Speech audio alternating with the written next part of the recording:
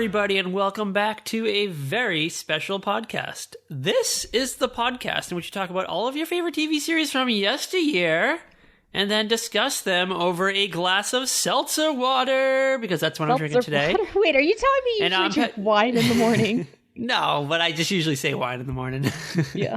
And I'm Patrick M. Dunn. If you've listened to the, previous 92 episodes, maybe? Something like that, right? Something like that, yeah. We are closing in on 100 fast. It's kind of mind-blowing. Yeah, we have timed it out. I think our last Christmas episode is going to be 100. So hopefully everything goes accordingly and we get there. Yes. Fingers crossed. Yes. And in case you don't know, I'm joined here, as always, by Kat Halstead, the accomplished author of The Spirit Board, a novella about a sexy demon who haunts teens? Why do I always forget this? Because you haven't actually read it yet. No, you sent me a free copy, and I'm like, oh, I will totally read this. I have not read it yet. It's just sitting on my hard drive somewhere. One of these days I'll get to it. One of these days. And I'm going to do a drunk, dramatic reading of it. It's going to be great. And I don't know, maybe we'll sell it for 99 cents or something. We'll see. We got to figure out stuff like that. It'll be a podio book. Yes, a podio book. I like that. Shout out to podio books. But this is our last Halloween episode of the 2017 Halloween season. It's kind of sad. I'm a little surprised that I look at the calendar. I'm like, how are we at this point? But we are. We are. This is the end. This is the end of the road for all things spooky. I think we had a pretty successful run this year. We got all winners. I think we did some good stuff. Yeah. I feel like in the past, there's things that we've dumped. What was that movie that we did last year? We didn't even release it because it was just fucking horrible. Crybaby Lane. Oh, yeah. Crybaby Lane, a Nickelodeon joint, which it didn't even make sense. Maybe we'll revisit it someday again in the future. Maybe. Who knows? I still have my audio from that one. I think the reason why we didn't release, because I think I got really intoxicated. It just didn't make any sense. Yeah, you got super drunk, and Kat got super God damn it, Patrick. The episode was just you yelling at me every 5 minutes. Yeah.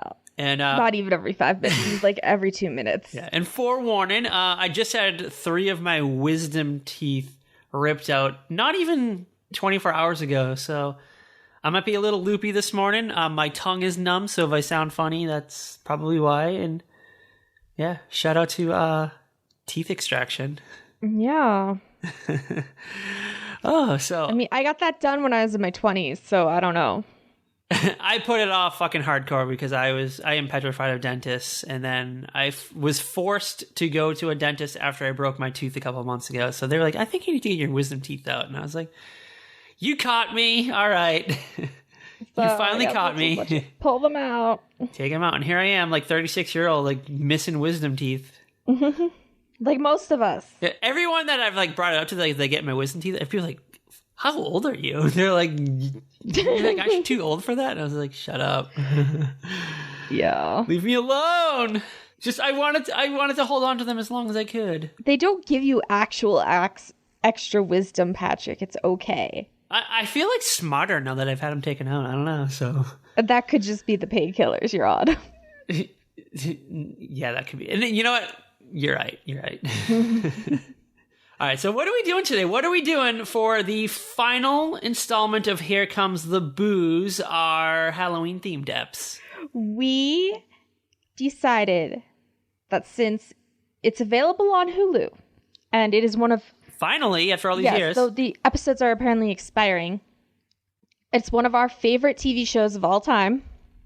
This is definitely a top 10 for both of us, I think. Yeah, top 5 maybe even. This show... Yeah, I didn't want to be too presumptuous because you always snap at me when I am.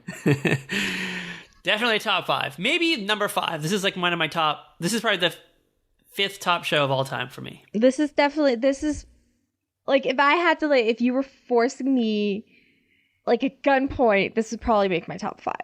Yes, we are doing... I think you should say the name of it. Unsolved Mysteries, hosted by Robert Stack. Yes, we love Robert Stack. We love Unsolved Mysteries. I haven't seen this in a long time, and so I was kind of worried that it would seem dated. I mean, The music and I don't know, some of it is kind of dated, but it still draws you into the stories. You know what's fascinating?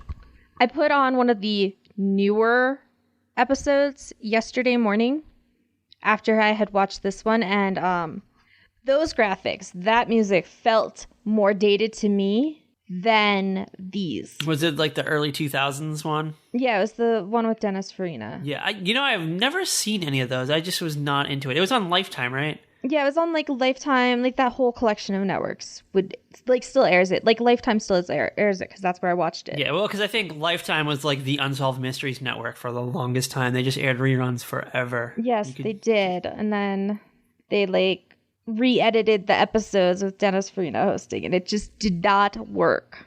They re-edited the old episodes? Yeah, it's not new stories. Oh, I thought what?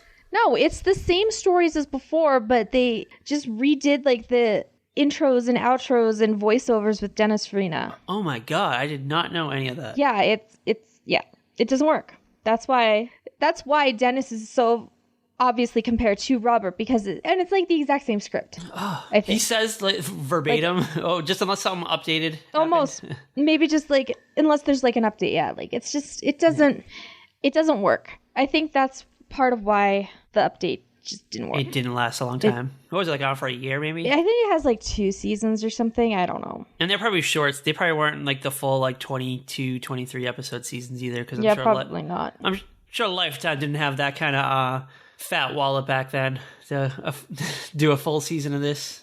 Listen, they had to pay Tori Spelling for all those movies. Yes, and they couldn't even like bother to actually like and Leanne Rimes. And even like reshoot episodes. They had to just put Dennis Farina's voice over him. So it's just, it wasn't new stories. Like if Unsolved Mysteries comes back like as another series, like as an actual reboot, revival, whatever, we need new stories, updates on the old ones where possible. Yes. And maybe some new reenactments where not everybody looks like an 80s porn star.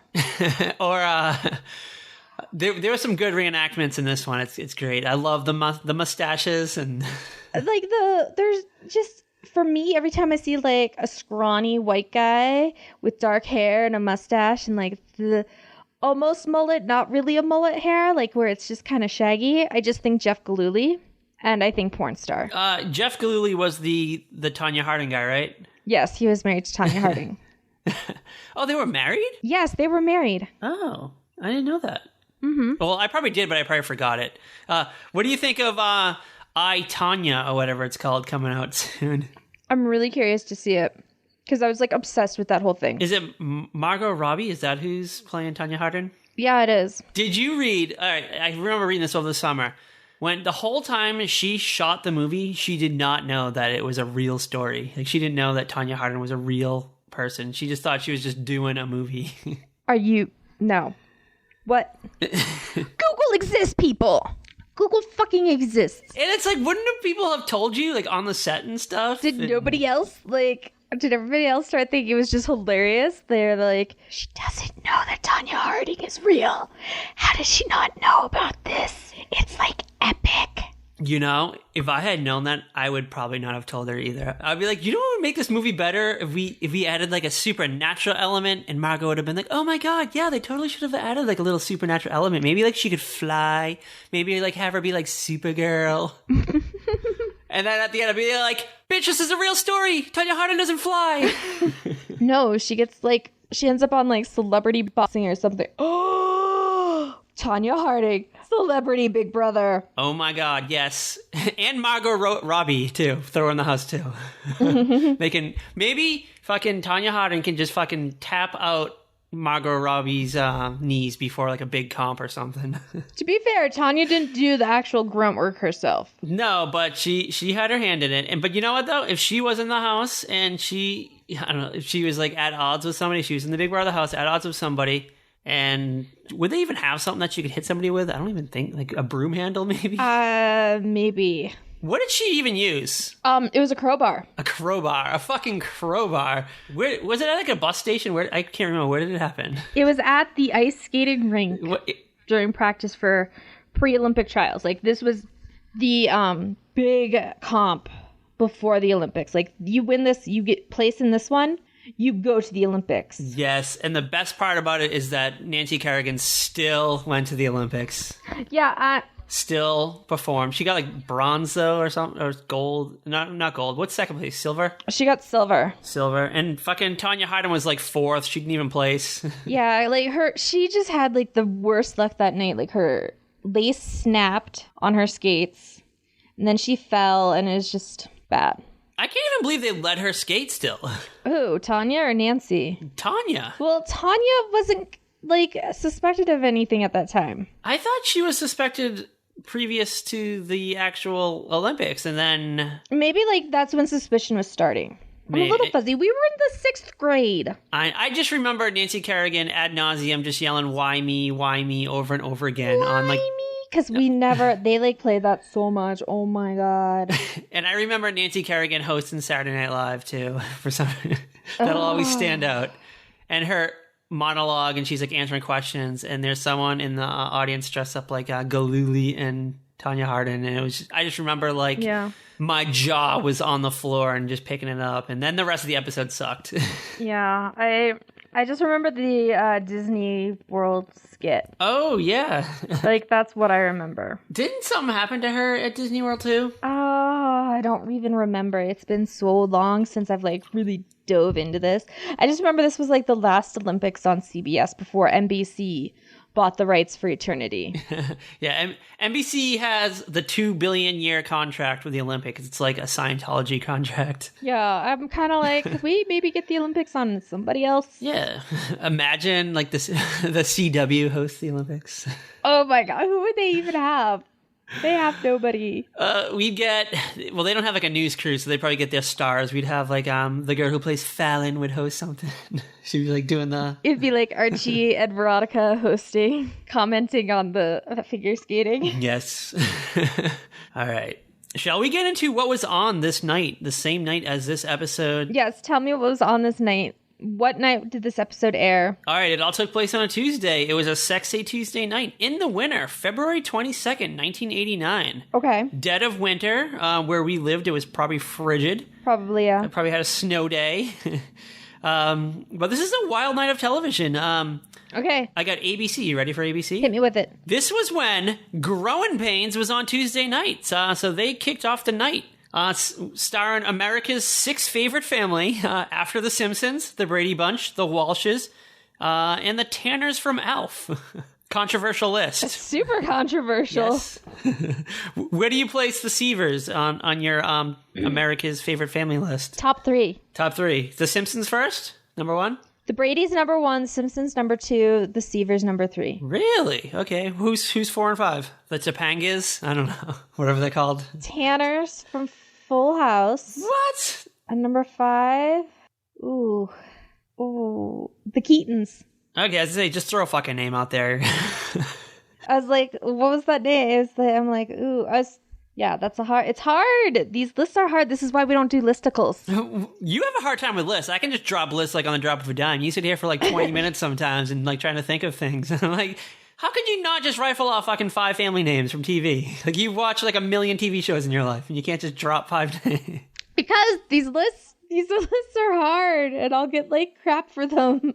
I'm gonna get text. Then they're not definitive. I'll ask you next week the same question and you'll have a completely different list. Yeah, probably. All right, so if you're not familiar with Growing Pains, this show is described as the Father Knows Best of the 1980s, and it stars Ellen Thicke, Rip, as Dr. Jason Seaver, the modern-day maniac Kirk Cameron as one of the sons, and friend of the podcast, Jeremy Miller, shout out to Jeremy Miller, and our gal pals, Joanna Kern and Tracy Gold. What up? All right, do you want to know what episode was on tonight? I was able to find out what episode aired this night. All right.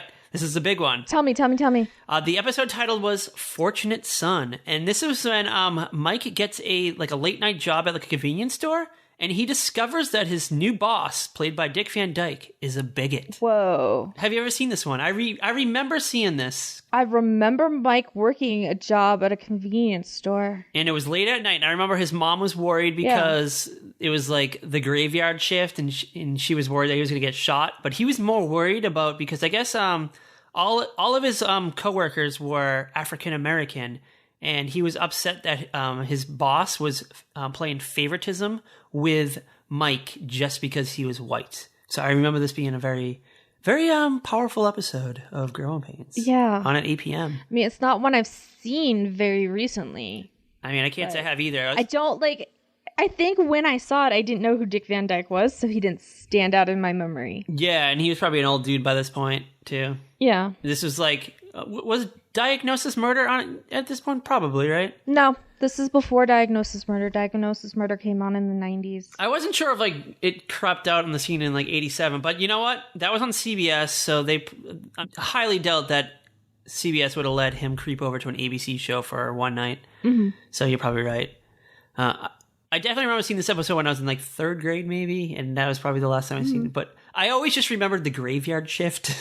So whenever that term comes up, I always just think of Growing Pains. It's probably the first place we really heard it. Probably, and I think it was a Stephen King short story too. Oh, but you know what? I definitely probably wouldn't have read that in 1989. So yeah, definitely not. Growing Pains, it is. All right, you ready for ABC 8:30? Yes. I think this is the first time we've talked about this show on here. Head of the Class. I love Head of the Class. This was a series about academically gifted students who are taught by Howard Hessman, a.k.a. DJ Dr. Johnny Fever from WKRP in Cincinnati. The series also starred Robin Givens of Married to Mike Tyson fame and Michael DiLorenzo, who later went on to star in New York Undercover on Fox. And I just watched 1998's Phantoms, starring Queen of the Resistance against the Hollywood Patriarch, Rose McGowan, and possibly enemy of the same resistance, Ben Affleck. And Michael DiLorenzo played like a security guard or something in it. Oh, wow. He popped up. Yeah, so I was going to say he's still out there, but this was 1998. He's probably still out there. Yeah, 19 years ago, dude. 19 years ago, Phantoms came out. Have you ever seen Phantoms? No, I have not. It's not good. You don't. It came out like a year after Scream, and I remember being like, "Ooh, Rose McGowan's in another horror movie," and yeah, not into it. But it piqued my interest enough to watch it again, like 3 days ago. So. And you're like, oh, now I remember why I haven't rewatched this. Yeah, I remember seeing it in theaters and not really caring about it, but I don't know. Sometimes it's kind of like, maybe I'll revisit it and see what I really thought. Yeah, I will not be revisiting Twilight. All right, you ready for ABC 9 p.m.? Yes, give it to me. At 9 p.m., we got a rerun of The Wonder Years, former subject of the show.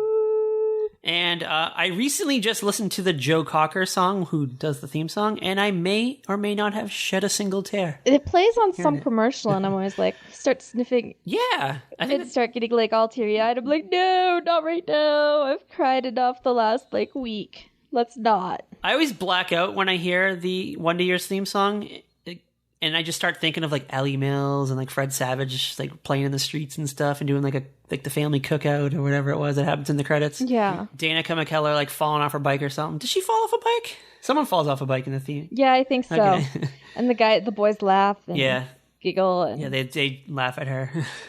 All right. Are you ready for 9:30? ABC 9:30. Yeah. We've talked about this before. I've never seen it, I don't think. The John Ritter comedy, Hooperman. We've talked about it, but we've never seen it. Neither of us have ever seen it. Yes. We haven't tracked down episodes of it yet, but we're curious about it. Yes, because we love John Ritter. Yes, it's a Stephen Baccio half-hour comedy drama focusing on the professional and personal life of a San Francisco police inspector played by John Ritter.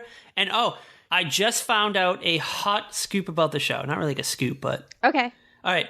So, legend has it that the term dramedy was actually coined by a television critic to describe this particular series. Oh, really? Yes. Fascinating. It was on the Wikipedia page, but I was trying to find like an article about it, and I couldn't find it anywhere. But according to Wikipedia, the word dramedy was birthed around the show. And I think Stephen Baccio had a lot of dramedies around this time.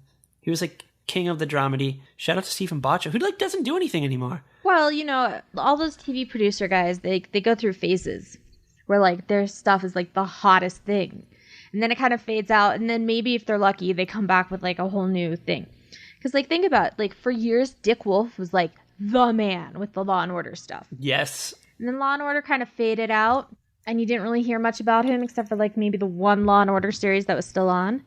And then, boom, he comes back with all those Chicago shows. Yeah, we got Chicago Fire, Chicago Police. Is there a police one? Yeah, there's like Chicago PD, Chicago Fire, Chicago Med, Chicago Justice. Like there's they got their whole little world, and I've never watched a single one. All I know is that Sophia Bush is in one of them. And I think she actually just left the show. Oh, really? I was going to say I love myself some Sophia Bush, and I might check it out. I always say I'm going to check it out, and I never do. Yeah. I'm just like, you know what? Not in the mood for it right now. Not in the mood for whatever Chicago something she's on. All right. Are you ready for 10 p.m.? Yes, give it to me. All right. Pack up the sunscreen and your passport and your stethoscope because we are going to China Beach. Ooh. This is one I've never actually like watched, but I know like my mom watched. And we've talked about it like 5 times on this podcast. Yeah. This is the popular Dana Delaney-led primetime drama about female military nurses during the Vietnam War. Fun fact, I just found this out. The theme song to this show is the big hit Reflections by the Supremes. I don't know if it was a big hit, but it's the song Reflections by the Supremes. It'll feel like a big hit once it's used for a TV show. Like, you still hear the Friends song on the radio, but I feel like you don't hear Dude, I was listening. I had like the 90s station on upstairs yesterday when I was cleaning, and guess what comes on? I'll Be There For You.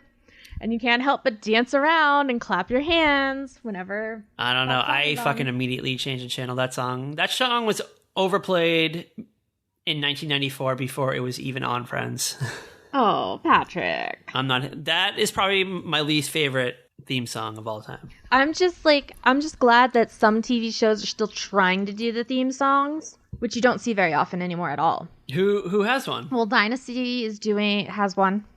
With their new episode, they finally revealed, but it's only 15 seconds. Yeah, it's not like a radio hit though.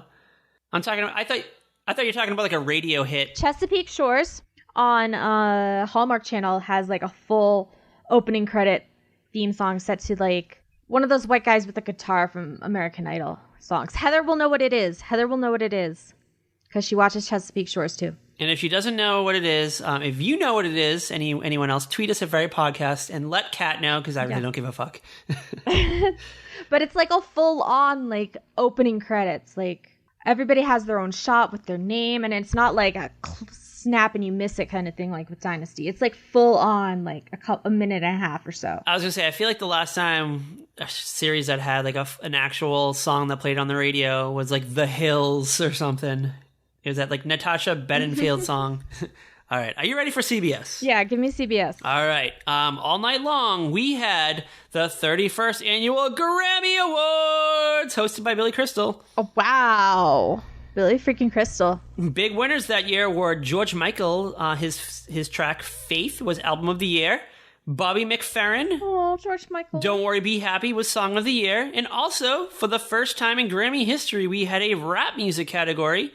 And guess who took home that trophy? The Fresh Prince and DJ Jazzy Jeff. Yes, parents just don't understand. I was just reading yesterday that the Goldbergs is trying to get Will Smith to give them permission to use that song on an episode. Really? Yeah. I feel like Will Smith would be okay with it, but who knows? It's hard. Like, Adam Goldberg, who is the creator and executive producer and all that, has said he has to like basically beg and write like really personal letters to get stuff cleared at times. It's ridiculous. Just yeah, we want to hear the fun songs of the 80s. We do, and you know, they're usually like he'll pick stuff that like was important to him and his brothers when they were like younger. Oh, and they grew up just outside of Philadelphia, so Parents Just Don't Understand is going to be like one of those songs. Yeah, so Will Smith, if you're listening to this, lend that song. If not, maybe someone will cover it for him. Maybe. I'll do it. I'll get drunk and do it. How about that? Well, he definitely has video of him and his brothers doing it. Oh, well, we can do that too. Yeah, but I don't know. I'm sure it's still like a copyright thing, so who knows? Yeah, it's a copyright thing. All right, are you ready for NBC? Are you ready to end the night with the Peacock Network? Yes. Strut your stuff, Mr. Peacock. All right, 8 p.m., which I was surprised this show was on this early. Unsolved Mysteries. Ooh, yeah. Ooh, yeah. I mean, you know, sometimes Well, you know why? Because let's think about in the when this show first started airing, I remember it was totally something my grandparents would watch. Oh, and they assumed like all the older crowd would be in bed by 9, so they just threw it on at 8. Yeah, probably. I don't know. I just people go to bed early, okay? I don't know. Trust me, I get yelled at several times a night at work. I'm already in bed, and I'm like, really? You're in bed at 7 o'clock at your time, okay? They're just lying to you because you called them and pissed them off. I'm like, okay. Pro tip, guys. Don't answer the phone if you don't know the number calling. Yeah, and if you're in bed and you don't know that, you definitely don't know that, don't fucking answer it, dude. If you're eating dinner, if you're putting your kids to bed, if you're in bed, if you're driving, if you're watching your favorite program, if you're doing anything, if you're taking an exam, and men, guess what? Chill the F out if someone says they're calling and they want to talk to your wife. Like, what the F, dudes? What the F? Don't be such dicks to me. Like, F you. F you all. I'm surprised people still actually answer the phone because I never fucking answer the phone. I never answer it. I know. I never answer my phone either. I am no doubt walking to spider webs. I screen my phone calls, leave a message and I'll call you back. That is me. Mm-hmm. I'm like, oh God, someone's calling me. There are probably only 5 people I will actually answer the phone. I don't even know if I have that many people that answer the phone for. It's my stepmom, my stepsister, you. Text me and then I'll call you. Yeah, we usually text. Unless, the only reason I'll, call is if I have a 4-year-old crawling over me and he will not let me text. And I need to talk to you. All right. Are you ready for NBC 9 p.m.? Yes. What's on after Unsolved Mysteries? I think you're going to love this hour. This is this hour of television was made for Kat Halstead. At 9 p.m., NBC, a rerun of Night Court! Yes! That's what I thought it was going to be. I was like, I think Night Court was on after... Oh my God. Our favorite show involving late-night shenanigans in the American judicial system, starring our faves, John Larroquette, Harry Anderson, Marquis Post, and whoever it was that played Bull. Richard Post? Was that his name? Richard Mull. Mull. Yeah, I'm like, Post, that's Marquis Post. That's Marquis Post. I don't know. Sorry. You're sorry, Twitter. Night Court.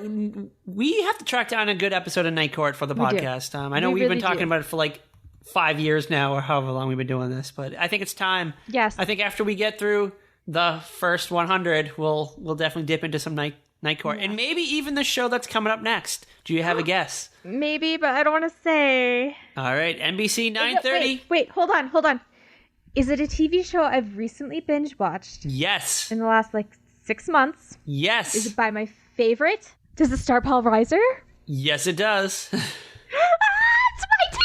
It's My Two Dads! Yes, NBC 9:30, an all-new episode of My Two Dads, another sitcom staple with Greg Evigan, Paul Reiser, about 2 men raising a teenage daughter. And, well, things get silly. You want to hear what the episode was on tonight? You can tell me how it was, because I'm sure you've recently seen it. Yes, tell me what episode it was. This episode, Michael and Joey, Paul Reiser and Greg Evigan's characters, try to show Nicole the dangers of alcohol. Oh my God, yes! Always a fun time when booze is involved. Oh my God. And it said, with special guest star Florence Stanley. Do you know who she is? Because I don't. Yeah, she plays the judge. She's in every episode. Yeah, I looked her up. So she is the family court judge who assigned Nicole to the Two Dads. I just read... She passed away on my birthday in 2003. Oh my. Which... I knew she was gone. That was the same birthday that I sat front row at a Chris Rock show, and he goofed on me the whole night. So we're bros now, Chris Rock and I. Woo, Team Chris Rock. Are you ready for NBC 10 o'clock? Yeah. I have no idea what this is. Oh my gosh. I have never heard of the show, but I probably would have watched it had I known what it was. This is the short-lived... Aaron Spelling primetime soap, Nightingales. I have heard the title. I've seen articles about it, but I've never actually watched it or anything. All right. You ready for the premise? Yeah. All right. Nightingales follows the late night shift adventures of a nurse and supervisor who is in charge of a gaggle of student nurses, starring Christy Swanson and Susan Walters. Whoa. The show was a little controversial because many said it was demeaning to the nursing profession by portraying them as lusty bimbos. Girl, it's TV. Everything is supposed to be hotter and sexier. Looking at you, CW parents. I think Susan Walters was a CW parent, right? She was a CW grandparent. She's a grandparent? What? She was the grandparent on, One Tree Hill? wasn't she the grandma on, You're thinking of Jessica Walters. Jessica Walters was on the new 90210. Susan Walters was on One Tree Hill. Oh. She was one of the moms. Then who the heck did she She has like play? black hair. She was like in Melrose Place for a little while too. Because she's not that old. That's why I was like, you were like shocked. Who the heck did she play? I've watched all of One Tree Hill. All right, hold on. Let me fire it up. Because she's not one of like the main moms. Susan Walters, One Tree Hill. She was the mayor of, she was the mayor on Vampire Diaries, and she was the principal on One Tree Hill.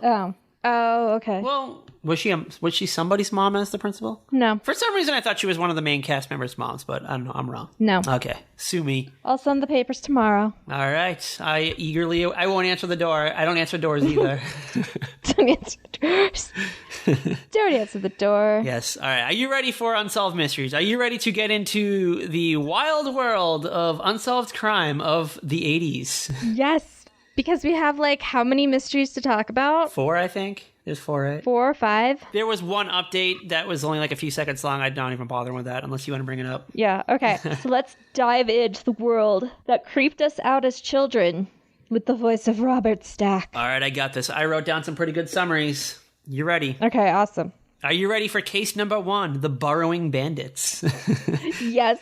I love this one. This might be my favorite one. I think it is too, and I just can't wait to talk about it. In June of 1986, a team of Tom Cruise's Mission Impossible-like thieves tunneled their way through the grungy and probably rat-infested storm drainage system and into a Hollywood bank using a number of tools to dig their way through cement into the vault in the middle of the night. Mm-hmm. They did manage to trigger an alarm, but police showed up and basically just looked in the window or something and were like, oh, everything looks cool. And they rolled back to the squad car to finish up their In-N-Out Probably, yeah. burger value meal. But to be fair, he didn't see anybody moving around inside. He didn't see any sign of life. Yeah, but I feel like you should still like go into the bank. Like, what if like the alarm went off and they like hid? Does he have a master key to get in? Well, does he have a key that he can use to get in? Well, I worked at a bank. If an alarm goes off, the police show up, and a branch manager or a district manager or someone bank security is supposed to show up too with a key. Well,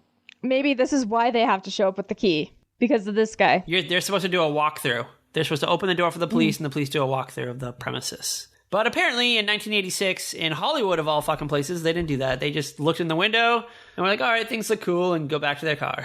Hey, it worked. These guys got away with it. Yeah, so the following morning, when bank employees came to work, they were shocked. They were shook to see a hole in the bank vault floor and over $2 million stolen.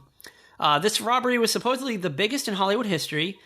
Then, like a few months later, a Bank of America branch was robbed in the same manner. Serves them right, because fuck Bank of America. I just have to throw that out there. Yeah. Fuck them entirely. This time, the burglars activated the alarm and fled because I guess the police actually decided to check out the scene this time. Yeah, they decided to like actually see what was up this time. But they heard, like, they were outside the vault and they heard someone scurrying out of there, is the way I remember it. And the perps didn't manage to get away with a lot, but they still ran off with $90,000. And it's hilarious because Robert Stack acts like it's small change. Yeah. Well, compared to the 2 million. And like he was like in the narration, he was like, unfortunately, they only took off with $90,000. I'm like, fortunately, I'm like, bitch, that shit. Okay, and in the 80s, what you could have done with $90,000 compared to today, like, holy shit. Fucking takes me like 2 weeks to barely crack $500 on my paycheck, and then it's like immediately gone to pay to fix these goddamn teeth. Yeah, like, I'm like, oh my god, like, I'll go to Walmart just to get a few things. I'm like, well, there's a third of my paycheck. Like, I have bills to pay, thanks. Meanwhile, these bitches are running off with $90,000, and Robert Stack's like, I wipe my ass with that money. Oh my god, these guys were geniuses, though. Like, they had this whole setup. It's crazy, because the police actually start looking into this. So, while they're investigating the vaults and the tunnels... Yeah. First of all, in the vault, the Bank of America vault, they found a shit ton of styrofoam coffee cups. So yes, these fools were probably pounding down carafes of coffee while working on the heist.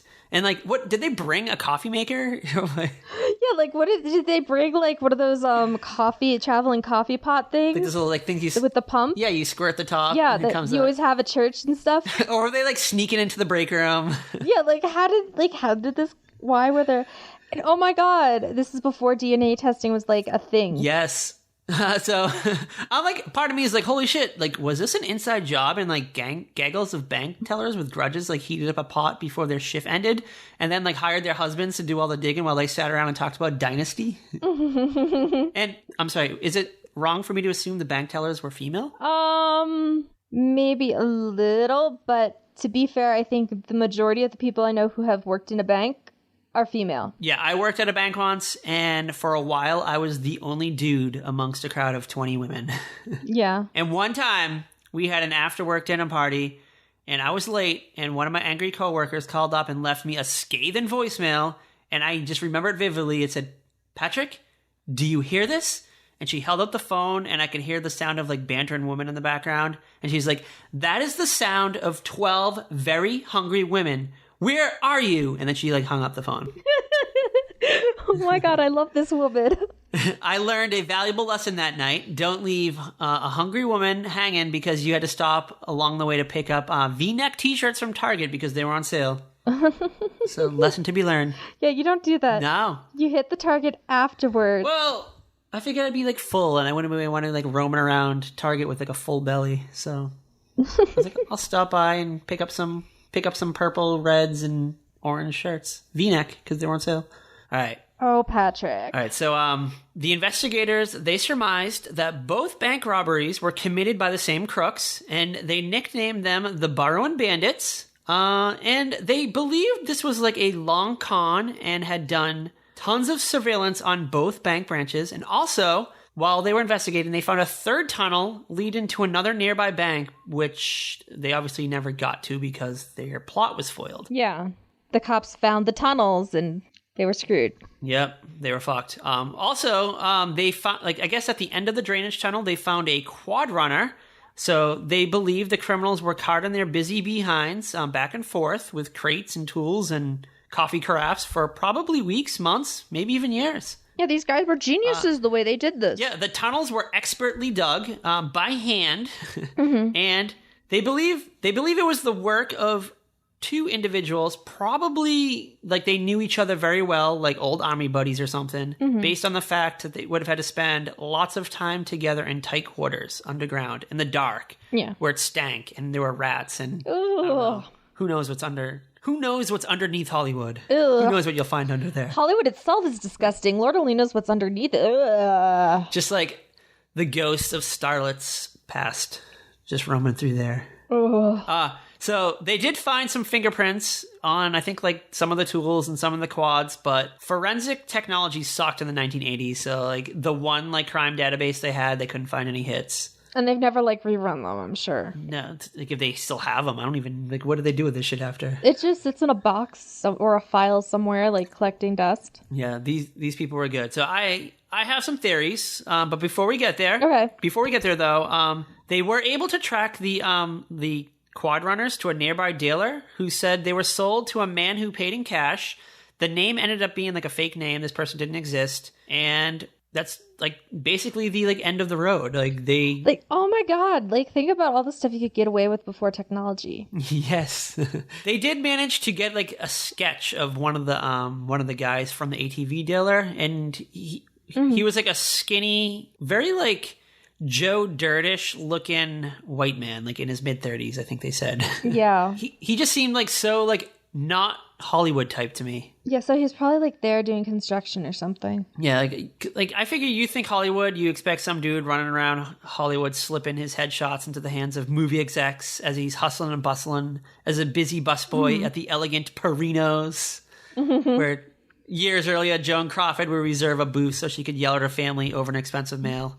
That's just the Hollywood crowd. And then the guy that they had play, like in the reenactment, he just looked like a homeless dude to me. Yeah, it's just like they picked some guy off the street and was like, okay, I need you to like act for like 5 minutes. Just do what we tell you. Yeah, just take this crowbar and like pry open some safe deposit boxes. Yeah, it's like, here, pretend you're in the HOH room of the Big Brother house in 2017 trying to open these stupid safe deposit boxes. Anyway, there was you pointed this out to me the other day, a 2008 article in the LA Times that revisited this crime. And my favorite takeaway from this article was that the FBI and LAPD, they described the crooks as troglodytes, derelicts, and winos. Like, what? No way would people like that be able to pull this off. No, these guys dug underneath your fucking city, possibly for years, and you write them off as fucking wine-swilling vagrants. Girl, they outplayed you. Yeah, like, dude, they got away with over $2 million. Plus 90,000, plus probably like just random shit they probably found in like safe deposit boxes, like jewels or something. What did they do with all the stuff they found in safe deposit boxes? Come on. I mean, if it was like trash, they probably just like threw it out. Like, you know, sometimes people put like mortgage documents and stuff in there and like. Yeah. But what if it was like really, like, I think there was a Matisse sketch or something in one. Yeah, I saw that. I was like, what happened to that Matisse sketch? I don't know. So this is my theory. This could be related to that theory. So I believe they were a ragtag team of professional criminals. Think like Ocean's 11, The Italian Job. And they had this like team, and everyone had like a special talent needed to complete the heist, with like possibly even like ties of it being an inside job. As for why they disappeared and like why there was like no more crimes in like LA, because they were probably globetrotters or a group, or they broke off into smaller groups. Like maybe they weren't looking for cash. Maybe they knew an important document or like a floppy disk drive, because it was the 80s, containing some top secret Cold War info, was holed up in a safe deposit box somewhere. You know, there just happened to be money, so they grabbed the money while they were like looking for these secret documents. The money's the cover. The money's the cover. The money's the cover. This could be like just the Russians, maybe? Yeah. Oh, totally. Ooh. KGB? Because this was like that time. Like, oh my God, Patrick cracked it. The 1980s, we were still we were in the midst of like that spy versus spy era. Of the Cold War. Like, let's be real, we're kind of still in it. I'm thinking of that like Carrie Russell show on FX, like The Americans, where she like poses as like a teacher or something, and meanwhile she's like pulling off all these like heists that are just like this. So. Oh my God. The cash is a cover-up. Yes, the cash is the cover, but that's what the police are going to focus on. Yes, they're focusing on $2 million They're not cash. going to focus on some like random thing and missing from some random safe deposit box that they're not even supposed to know about. Yeah, one of those like 5-inch floppy disks that they had in the mid-80s. Yeah. All right. What is your theory? Do you have a theory? I just figured it was like maybe a group. I figure it's got to be more than 2 guys. Yeah, like it's a team. It's like an Italian Job team. It's got to be more like, at least, I think it's probably about 4 guys. Yeah, because you got to have people outside, like like on like the rooftops, like watching the streets, and I don't know. They got right underneath the bank vault. There had to be like someone inside the bank. Like maybe they found someone who worked there, they compromised someone who worked there, or like they had someone like apply there like years earlier or something. Or like they were sleeping with one of the tellers. Yeah, like there's some kind of inside connection to this. There just has to be. I just didn't think it was just 2 guys. Like, just 2 guys? Come on. No. Because this is some major equipment they're using. And sometimes you need more than 2 guys to, like, put it together. Yeah, like they probably worked in shifts. Like, you know, 2 people worked on it one night, and then like another crew came in the next night, so. It was planned. It was, like, whoever it was, they trusted each other. They still trust each other because the statute of limitations on these crimes ran out in, like, 1992, and nobody's ever turned anybody in. No. Or confessed. Who knows? I'd like to know. I get the army buddy thing, but that just seems like such a overused trope for that time period. They were saying they paved the tunnels like the way the tunnels were paved like in the Viet Cong era, the Viet Cong era. So like it's just like, all right, that's just what, like 20 years prior, 10 years prior. Yeah. They were grasping at straws, I think. They really had no fucking leads. They were, I think. They weren't equipped. Like, I could totally see it being like those like slightly rich kids whose parents like made them like go work on the construction site for the summer and learned how to use the equipment. They could totally be like some Eric and Lyle Menendez types, greedy little fucks. They're smart, rich, and they develop this... Good looking. They could seduce a woman, get the information they need. Find out exactly where the vault is. Maybe even like sleep with like the someone high up in the bank and get like a copy of the blueprints or something. Yeah, like this was calculated. It's not... Oh, it's way more calculated than the police seem to realize. Yes. If I'm, like, dumbass me is figuring this out, and... I would have been asking every single one of those women that worked at the bank about their boyfriends, their husbands, their lovers, whatever. Anyone they've come, like, into contact with that just recently befriended them, even. Like, oh, like... In the last, year... Did you ever meet, like, a random... last couple of months, year, like, anyone that you ever ran into at, like, coffee one day? Like, you were out getting coffee and he just started, like, chatting you up and you were talking about work?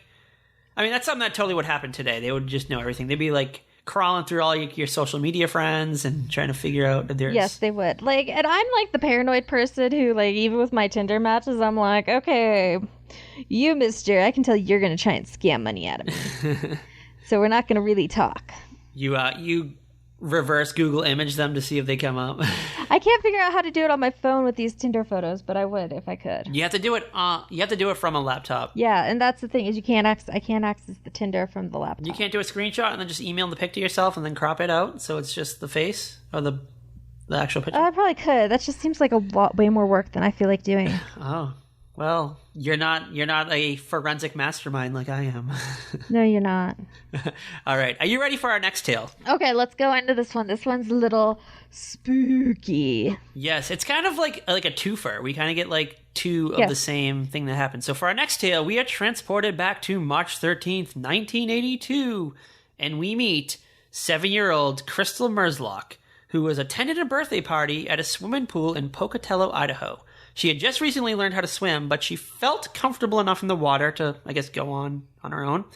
At one point, she got out of the pool and was walking towards the deep end when two stupid boys accidentally pushed her unknowingly into the pool. She was unable to swim in the deep end and began to drown. Crystal was then pulled from the water and rushed to a local hospital. A team led by Dr. Morse began to work on her.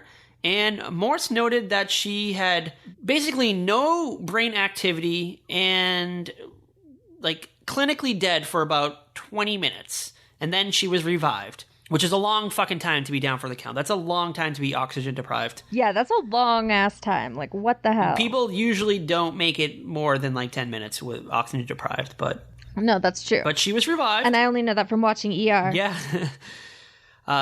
During this time, Crystal said she underwent a near-death experience, or an NDE, which is how they keep calling it, and I guess I'll keep calling it that. She said that she first awoke in a tunnel with colored brick walls. She noticed a very welcoming and, like, comforting light at the end of the tunnel and went towards it. A woman approached her, calling herself Elizabeth. I'm not sure if it was supposed to be a family member or not. They didn't really specify. And she led her into the light, and she said that she technically went into heaven. And then, I guess Crystal said at one point she saw herself over the operating table being worked on by the doctors. She got sad when she realized she wouldn't be able to go back to her family, so she asked if she can go back, and I guess they said yes, and within seconds she was back in her body and alive. That is insane and wild. I'm always drawn to stories like this, and after we get through the next one, I think I'll go through all of the my theories. But okay. One thing I want to point out is we cut to, now it's like 7 years after this, we cut to like 14-year-old Crystal telling the story. She reminded me of Jennifer Grey from like Dirty Dancing in Ferris Bueller's Day Off for some reason. I get it. I was like, oh my god, she could have played Ferris Bueller's older sister. Yes, it's that very 80s look. She had that big hair, like the baggy t-shirt, the hoop earrings. She totally does not have that look anymore. No, because I told you, I found her Facebook page. I found it too. It wasn't that hard to find. It wasn't. It was really easy. It was a little like, whoa. Like, do you think she gets like messages about the episode? Did you send her one? No, I contemplated it for a minute. I just wanted to like reach out to her, and but I'm like, you know what? One, she'd probably think that was weird. I don't know if like she's behind this now, and I'll put her name in the show notes so if she finds this.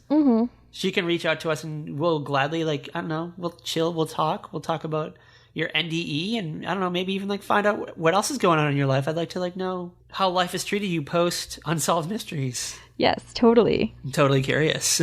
Like, what was the filming procedure like? So are you ready? We'll talk about the next story, and then I'll kind of go over... Okay, this one is really wild. This one, like, I can't believe this one. This one is just too much for me. Yeah, this one was a little bit longer. It was another NDE, another near-death experience. We spent a little more time with this guy. I really enjoyed this guy, too. I don't know, he just, like, made me laugh so many times. Mr. Tom Sawyer. Yes, we meet Tom Sawyer, who lives in upstate New York, and he worked as a snowplow operator. I think he described himself as a comedian. Is that what he said? Something like that. I don't remember. I was just like, wait, this guy was like an Olympic bicyclist or something? Yeah, like in the late 60s, he was training to be an Olympic cyclist, but he didn't make it, I guess, but he was almost there. Almost made it. Did somebody come at him with a crowbar too? Maybe. We'll have to look it up. Like maybe there's a scandal that we don't even know about. But for years... Tom Sawyer was an agnostic, and he did not believe in the afterlife. Then one day, in 1978, he was repairing his pickup truck in his garage. He was underneath it, which scares the fuck out of me. Like it was on a jack, and I guess the jack broke. It moved a little bit, and it fell on top of him. And you will never see me go underneath a car like that. I will gladly pay some mechanic parts plus labor, even for minor shit. I'm not going under a car. I hate driving a car, so... The idea of getting trapped under a car is beyond terrifying. I've been trapped in a car, so it's not cool. Like, I almost died in a car accident, so, like, no. Just no. Well, I don't know how this happened, but one time, somehow my wallet, like, fell and it went underneath my car. And I started to, like, crawl under and get it. And then I had this, like, final destination, like, vision of the car rolling back and, like, crushing me. So I was like, nope, not doing this. And I went and grabbed, like, a broomstick or something. Just, like... fished it out. Yeah, like I dropped like Axton's water bottle under the car once and I was just like, nope, not doing it. Sorry, kid. We'll go to Dollar Tree and get you a new one. Goodbye water bottle. He was probably crying or something too, right? Yeah, he was. And it's like, Axton, it's just a water bottle. It's okay. You're not even gonna remember it in a year, so you don't even you barely use it. It's not your cute Frozen one. And if it was your cute Frozen one, we'll buy you a cute Star Wars one. We'll get you a Kylo Ren water bottle. Yeah. You'll be happy. Oh my god, he would lose his shit. He would lose his fucking mind if it was Darth Vader or Kylo Ren. You don't even know. You really don't. Like. I'll see if I can find him one. I'll send him Trust one. I'll me. send you one in my gift package to you, along with like a Chris Evans Lego minifigure and a bottle of wine. All right. So after the incident happened, Tom's son immediately called for help. And Tom said like he was like basically dead or dying at this point, and somehow Yeah, a car's on top of him. He was saying that somehow he was able to not only hear the phone conversation of his son with like 911 or 911, but that of like the paramedics. Like he could hear the paramedics talking too, like somehow, and he was like unable to describe it. While they were waiting for the paramedics to come, Tom's wife and neighbors, they worked desperately to lift the truck off his body. And I just remember like one dude had like a little like crowbar type thing. He was trying to lift up the car. I just remember him having like that crazy like porn star mustache we were talking about earlier. Yes, that's where the porn star mustache came from. During this time, he claimed to have another NDE. He first remembers waking up and seeing total darkness. Then he saw a tunnel with a beautiful white light coming from it, just like Crystal did. All of his pain was gone and he felt comfortable. He said he then arrived at the end of the light and he was in heaven. And I guess like he somehow like gained like wisdom of the universe. Like he was able to ask any question possible. Yes. What? Yeah, they said like you can ask us any question, he will receive the correct answer. And then like he then had like a complete and total review of his life. He relived his marriage, his schooling, and other events. He was given a choice if he wanted to remain in heaven or return to his life. And he chose to stay in heaven. But all of a sudden, he like felt something sucking him back through the tunnel, and he ended up back in his body. Heaven was like, bitch, no. To quote Tom, he said he's probably the first person to ever get kicked out of heaven. Bye, bitch. Paramedics rushed Tom to the hospital. Surprisingly, he had no broken bones, although he did suffer some internal bleeding. In a shocking turn of events, though, he was released the same day. Yeah, this part I don't buy at all. There's no freaking way.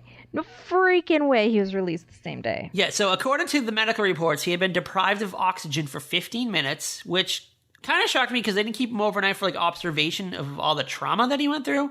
Like, just to make sure, like... He had a car on top of him and they let him go home? Yes, and he was out 15 minutes, oxygen deprived. Just make sure that he doesn't have any, like, mental issues, because usually you're down that long, you suffer some kind of brain damage. Yeah. Dr. Green would never have, like, released this dude. So... Neither would Dr. Carter. A few days later... The whole family was there just sitting around watching TV, and then just out of nowhere, he just said the name Max Planck. Like, what does that even mean? Like, come on. It was nobody that he knew, nobody that his wife knew, nobody, like, no family or friends, they did not know that name. It wasn't like they can go on, like, Google and look it up. So, like, his wife then encouraged him just to, like, write down all his thoughts. And he began to, like, write out, like, complex equations and advanced symbols that he had never known about before. He said himself that he was not an educated person. Like, he never read a book. He kind of sucked at school. He was good at bicycling, and that was it. But something drew him to the library. He wanted to go to the library to learn more about these thoughts. And that's when he ran into a man. Like, he was this dude was, like, in the same, like, book aisle as him. And he was like, I think he worked there too. And he was like, oh, do you, like, have any books, like, about this type of, like, symbol and equations? And he showed him, like, the paper. And the guy's like, oh, you need to read this book. And he handed the book to Tom Sawyer, and he opened it up. Oh, the first page he opened up to was about Max Planck, some kind of, like, I guess he worked on these type of equations and stuff like that. And since the experience, Tom and his family have said that his life and his personality has changed for the better. Like, he's, like, a smarter person now. And so basically he's not an asshole anymore. Yeah, so, like, psychologists have looked into the case, and they're like, they believe that there's some kind of, like, spiritual or metaphysical reason for, like, the way he's behaving like this, because there's no, like, physical... Or maybe it's those 15 minutes of no oxygen to the brain, and this is his brain damage, just he's a better person now.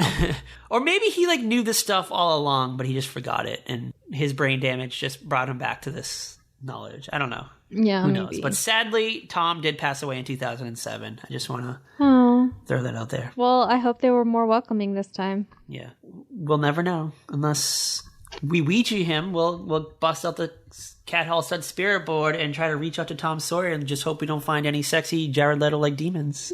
I feel like we'd get a book character instead. All right, are you ready for theories? Yes, give me your theories. I want to know your theories. I'm curious, beyond curious. All right. So, as an avid reader of near-death experience cases, my foggy knowledge can tell you that NDEs can be grouped into 3 categories, and I had to look this up a little bit for inspiration. Okay. The first category is the transcendental theory, which the person, the individual, is like what they're experiencing is actually taking place. So they're actually, like, going to heaven. Okay. They're actually seeing the white light. This is stuff that's actually happening. The second theory is the psychology theory, which has various branches, but basically boils down to that while you're in, like, a comatose or near-death state, you do have some brain activity going on, and you're perceiving the incident as, like, what you're expecting to happen. So if, like, you've heard about something like this happening before, or you read or saw a TV show about it, your mind is interpreting it that way. So, like, someone told you about the white light, you're seeing the white light. Someone told you that you're, like, welcomed by family members, you're seeing family members. So that's just, like, the way your brain... Processing it, yeah. Is processing it, yeah. And the third is the physiological theory, in which the temporal lobe in the brain releases some sort of neurochemical that is released into the body as a form of, like, anesthesia, basically. And the brain's preparing your body for death. The brain knows you're going to die, and it wants to make it as peaceful as possible. So you're basically, like, it's releasing, like, a hallucinogenic into your brain. Okay. My final verdict, I do believe in that physiological theory that there's a portion of brain that does prepare you for death, but I do think our energy has to go somewhere. Mm-hmm. Whether we, like, our souls or whatever energy that keeps us alive, it has to go somewhere. I don't think it just disappears and is never seen or heard from again. I don't know if it goes to heaven. I don't know if we fly through space. I don't know if we gain all this universal knowledge. I don't know. I kind of believe in like past life theory, so I believe like we go into another. So so you think we're going to come back to fulfill those billion-year contracts, huh? You never know. But I have a theory that Tom Sawyer may have been Max Planck in a previous life, and all those equations and symbols and theories that he was starting to. No, I feel like that was Max Planck's memories, like combining before jumping into the next life. What if, what if when he was in heaven, Max Planck took over? Ooh. And that's why he came back. He had like unfinished business. Yeah, he's like, bitch, I got stuff to do. He's like, I want my body back. I'm going to use this man. So he's kind of like a dual personality. He's like two people. Yes. So sometimes like Tom Sawyer has these weird blackouts and Max Planck takes over and does what he needs to do. Exactly. Then he lets Tom Sawyer come back. Ooh, that's a theory. And Tom Sawyer's like, I wrote up these weird equations. I don't really know what they mean, but okay, let's go to the library. This episode of Unsolved Mysteries didn't really give us any evidence indicating that, but it's possible. I mean, why else? Why this man? Why did he say he wanted to stay and he came back? Maybe Max Planck pushed him. Boom. Back into the world. Boom. Mic drop. He galoolied him. Dun, dun, dun. Hit his knee, and he fell back into his body. So that's your theory, or do you have any other theories? That's my theory. That's your theory? Okay, I'm down for that. I'm open to anything. I mean, we'll never really know, so. Unless, as you said, we Ouija board. You said. We Ouija board him. You keep bringing up the Ouija board. All right. Are you ready for the murder? Are you ready for a murder mystery? Yes, let's get into this murder mystery. For our final story, we meet Perman Gilbert.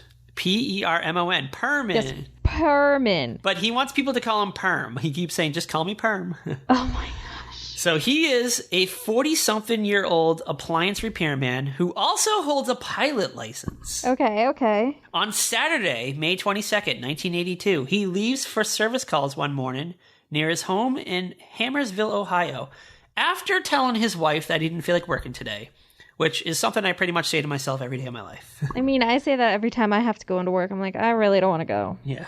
I don't want to drive the half hour down there. I don't want to like sit there for like 4 to 6 hours, 8 hours making phone calls and then drive back at 10 o'clock at night. Yeah, you just want to chill at home all day and watch horror movies. So the service calls took Perm all over town, and even like in some other towns. I think he was like all over the place. Yeah, he was like all over the area. Like he was in another state. He was crossing bridges. Yeah. So after finishing all his calls, he crossed the bridge into Kentucky, Maysville, Kentucky, and he stopped at a market where he casually flirts with Anne, a lady working the checkout counter that Perm seems to be on a friendly basis with. And he has like a weird like pickup line that I guess that he always says. He's like, oh, so you want to eat lunch with me today, Anne? And Anne's always like, no, not today. You ask me this every time. I can't. I'm working. Kind of creepy. So he's one of those guys. Yeah, just like a casual flirter. Who probably actually wouldn't know what to do if someone said yes. Probably. That particular day, Anne said she noticed nothing unusual about his demeanor, like that's the way he always is. And then they know that after the market, Perman went to a nearby flower shop, and he was looking for a specific employee that was working there, but the clerk who was on that day said that she would not come in until 4 p.m. And Perm said he would return later, but that was the last time anyone has ever seen him alive. Ooh, spooky. Yes, because he told his wife that he would be home by 3 p.m. He never arrived. 4 o'clock went by, 5 o'clock, like around like 8 o'clock at night. She called some of his like... Sounds like me waiting for the stepsister to come home. She's now like calling friends and relatives to see if anyone heard from him, but no one heard from him. And then the next day, he was discovered by a teen on a bicycle. He was beaten. They found his body. It was beaten and shot to death. And he was left naked on the side of the road. Oh my God. Yes, there were no cloth fibers in his 2 bullet wounds, so it is believed that he was naked when he was shot. Then they found his van the next day, abandoned like 22 miles from the spot where his body was found. There were unidentified fingerprints and hair follicles found in the van, but there was no matches in any criminal database at the time. And I'm guessing they've probably cross-referenced it years later and they're still not finding any matches. I hope they cross-referenced it. Well, I mean, I'm finding articles about the case from like as recent as 2015, so I'm guessing they're still probably... Yeah, I feel like the wife and the kids are still looking. Well, the wife was until she passed away. Yeah, she passed away. I think the kids are probably like still out there, like, let's check again. Like, we want answers to what the hell happened to our father. They did find his watch inside the vehicle, but his clothes, wallet, and distinctive belt buckle with the Masonic Lodge emblem have never been found. I just thought it was funny that they like pointed out that it was a Masonic Lodge emblem on the belt buckle. Well, it was distinctive, so if, you find it... They had a picture of it, too. Turn it in. So, yeah. I don't know if it was a similar one, or if, like, Perm just took a picture of his belt buckle one day. Probably. So, the police worked up 3 theories. Theory 1, because of Perman's pilot license and having access to a private plane... He was once approached by drug distributors who wanted him to run drugs using his plane. Perman told his wife about the situation and mentioned that he turned down the offer despite the temptation of quick cash. Investigators have theorized that the drug distributors may have slipped back into his life as retribution for not taking the job. I don't know. I don't really buy that one. I feel like killing him just doesn't do anything for them. It doesn't solve anything. No, I mean, and they didn't take his plane or anything either. If the plane was missing, yeah, maybe. The only reason why I could possibly believe that is now Perm knows who these 2 guys were that approached him, and he knows that they are drug dealers. That's the only thing I could do. But I'm just like, maybe they didn't give him his name, so it wouldn't even matter. Yeah, maybe. Yeah, I don't quite buy that one. No, that one doesn't work for me. That one seemed like it just didn't feel right. Theory 2 is a possibility, but I'm not fully sold on it though. So Perm Gilbert may have been a philanderer and used his appliance gig to bed lonely housewives after fixing up their washer and dryers. And it's speculated that it's possible that a jealous husband or boyfriend may have come home early from work and discovered Perman in a compromising position with their wives or girlfriends, which may explain why Perman's body was discovered nude. Again, it's plausible that this could happen, but like, how come the mistress never came forward about any possible foul play? No, someone would have talked. Someone would have talked if it was this. Yeah. Like, if he was bedding women, it would have come out. Like, it would have come out. And if the husband or the boyfriend killed the woman, like, why was there never another missing woman reported? I feel like if that was one of the theories... Exactly. Like, it just... They would have tied those cases together. And you know what? I feel as though he was really just, like, kind of flirty, but never went anywhere. Yeah. The only like, dangling thread is the mysterious flower shop worker that Perm was looking for. Mm-hmm. That's just Unsolved Mysteries, like, purposely gave us that information with no follow-up. Yeah. Like, I was thinking maybe there's, like, they do a certain kind of beautiful arrangement he wanted to get for the wife or something. Or one of his clients. or he had to send flowers to someone, and this woman, like, it was like a standing kind of order, sort of. Mm-hmm. Like, it was always the same order. And that certain employee always, like, knew what it was and didn't have to, like, walk through it. Yeah, because I'm thinking, like, maybe one time he had a different employee do it and they fucked it up. They fucked up the order and it was all messy. Yeah. He's like, you know what? I'm just going to go to... So he prefers to work with Gladys or whoever. Yeah, Gladys, who... We'll just call her Gladys. Yeah, shout out to Gladys. Because, Gladys always makes sure that, the yellow roses are yellow and not pink or whatever. Yeah, and I'm so curious, like, did the police ever go and try to seek out Gladys? Did they ever, like... talk to the florist? Like, probably not. All right, and what do you think of Perm? Do you think he was a looker? Do you think he was handsome? No. They interviewed several females in this episode. The wife and Anne, the counter girl, the checkout girl. They were like, "Oh my god, Perm was like the most handsomest guy in town." So I don't know. Maybe for the time, 1982. Maybe he was considered a fox, but I don't know. He just looked like a miscellaneous, aging, like, kind of overweight white male to me. Yeah, like, what's fascinating, though, is, like, when you watch these true crime shows, and there's, like, some kind of sex scandal, it's always, like, these people you're like, really? It's not like a Zac Efron type. Yeah, like, this, like... Archie from Riverdale. No, it's not like a Zac Efron, or it's not, like, the hot guy. Gosh, it's frumpy, like, housewife with frizzy hair involved in, like, a weird three-way situation or this fat old bald guy, and you're like, wait, what? Yeah, it's like a George Costanza type. You're like entangled in this scandal. George Costanza would be hot compared to these guys. Yeah, I guess you're right. I have seen some pretty dank men and women out there in these involved in these trysts that always lead to murder. Yeah, I'm always like, whoa. Whoa. And you've seen like some of the guys I've swiped left on Tinder that I'm just like, yes. Really, dude? Yeah, all the desperate housewives. And they're always the ones who say, I'm like always the ones that are just like not attractive or like, I'm super sexual. And I'm like, yeah, because you've never had sex. The desperate housewives, the real life desperate housewives are not Eva Longoria types. No, they're not. Let's just get that out of the way. They're not Terry Hatcher or Eva Longoria. Are you ready for theory 3, which is just the obvious choice? And Unsolved Mysteries just like brushed over this like it was nothing. Yeah, this is probably what it is. All right. So there's a plot twist here. Perm's brother, Vernon, was like caught up in the mob, like the local organized crime mafia unit. So he was set to testify in a court case against a local organized crime family. And on the day of one of the hearings, Perman mentioned that he felt like he was being followed when he left the courthouse. Like someone just followed him like home and like everywhere he was going. Yeah.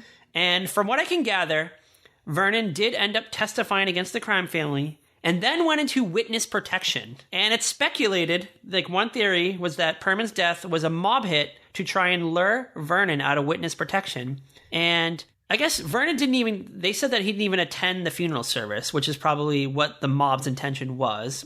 And it's just like, they just jumped over this whole thing like it was no big deal. This is probably like exactly what it was that happened. Like, the mob was trying to send a message to Vern. And Vern's like, I know what you're trying to do. I'm not doing it. Assholes for murdering my brother. He felt bad that his brother got murdered.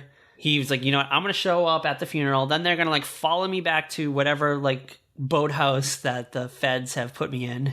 So no, he knows what they're up to. He probably like maybe just like non-discreetly sent a card out to Perm's wife and the family and just unfortunately had to move on with his life because I believe his whereabouts, as far as I know, are still undisclosed. So I'm assuming he's since passed away or he's just like a really old dude still in witness protection program, probably wearing like Make America Great Again hat because the Gilberts seemed like the type of family that would have been like Trump supporters to me. Yeah.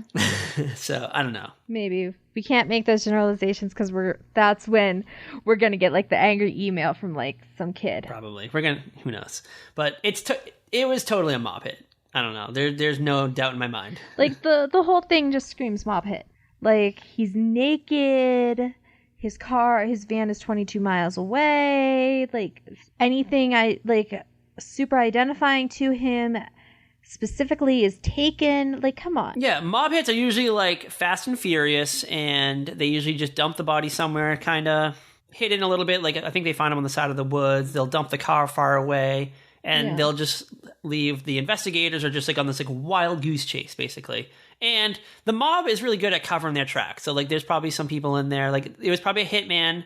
They have, like, a special hitman that they use that's, like, never been arrested. He's really good. Mm-hmm. And so even if he, like, accidentally does leave a fingerprint or, like, a hair follicle behind, they'll never find it. But I don't know. Exactly. Did they find a hair follicle or did they just make that up?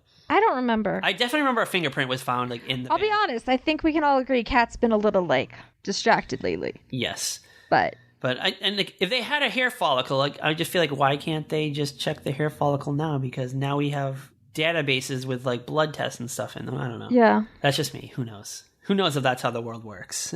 Who knows? When I'm president, that's how the world works. We'll have a database with everyone's DNA results in there. Pretty sure we almost do.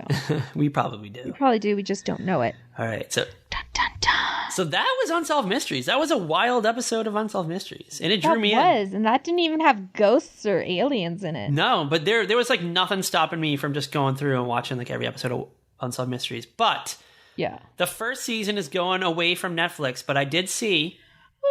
Hulu. On Hulu. But I did see that we're getting more episodes, though. Okay, good. They're going to like trickle the seasons out like over time. Oh, just put them all up. People, put them all up. I think it's a licensing thing, probably. probably. Aren't they on Amazon Prime too? Don't they have like special editions? They have like Yeah, they are. updates and stuff on them. I think they put the updates on Hulu too. Oh yeah, there was a weird update on this on one of the cases. They tapped on like a quick like just like a title page that like had like text on it, but yeah, you didn't get like Robert Stack's voice because obviously he's dead. Yeah.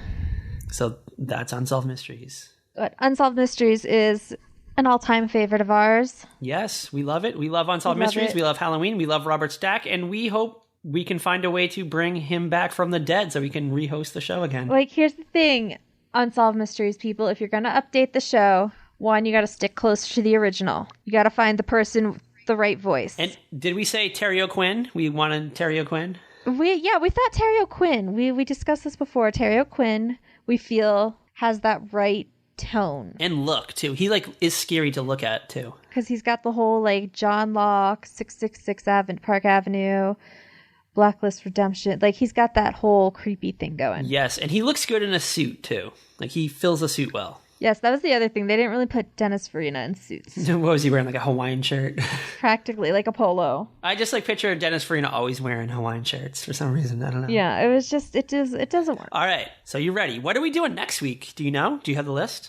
I have it if you don't have it. I am betting it's going to be something dreamy. Yes, we are returning to our sitcom roots and the 80s and with a dream sequence episode, just like how we always like to roll out of a Halloween season. Yes, we talked about this earlier. We are doing Growing Pains, Season 3, Episode 10. Woo-woo. This is the one where Ben Seaver has an out-of-body experience while in the hospital for a tonsillectomy. Yay! I'm so excited we're doing this one. I know. I believe it's on YouTube. Is that where we found it? I think so. We got to check that down again. It better still be there, or else I'm going to be like, I don't know, looking for a VHS somewhere. And buying a VCR. But we're finally doing Growing Pains. Yes, we've been talking about Growing Pains for a while, and we've never gotten to it. I don't know. It's like there's a lot of stuff we haven't gotten to. It's not an easy to find show, to be fair. That is true. That is very true. It's not easy to find. I think Kirk Cameron has like had all the episodes hidden or something. Yeah, he has like is he like bribing somebody? Maybe, I don't know. He's got to keep that naughty Mike Seaver hidden. Yeah, he's blackmailing whoever is in charge of Growing Pains. And maybe we'll get to talk about how the Growing Pains house was the Hanging with Mr. Cooper house on the first episode of Hanging with Mr. Cooper, which became like a minor scandal on my Twitter page like 2 or 3 weeks ago, whenever we talked about it. Yeah, something like that. Yeah, so we'll revisit that because I figure out what the tweets were. But where can you follow us? You can follow us on Twitter at VeryPodcast. You can follow us on Facebook and Instagram at A Very Special Podcast. Do not be fooled by imitators. Yes. Jackasses. You know who you are. Yeah, you know who you are, and you know. And of course, you can follow us on our website at A Very Special Podcast. Yes, and our Pinterest board where we have some fun recipes. I might throw up right before Halloween, I might throw up a jalapeno popper recipe where they are shaped like mummies. So, I don't know. If we're lucky, we'll get it. If I'm feeling a little frisky over the next few days, I might throw a recipe up there. I forget how to get there. You'll have to remind me. You'll have to refresh me. Yeah, I gotta find it. I don't know where it is right now. There's a link to it on... Is it on the website still? Yeah, I don't know. It'll be... It should be. I know exactly. It'll be somewhere special coming soon. Yes, somewhere special. It's not ready yet. Somewhere special soon. We'll have a link to it. I'll tweet the link. I'll tweet the link for now, though. Yeah. So follow us at Very Podcast. I'll tweet the link. And as always, bye. Peace.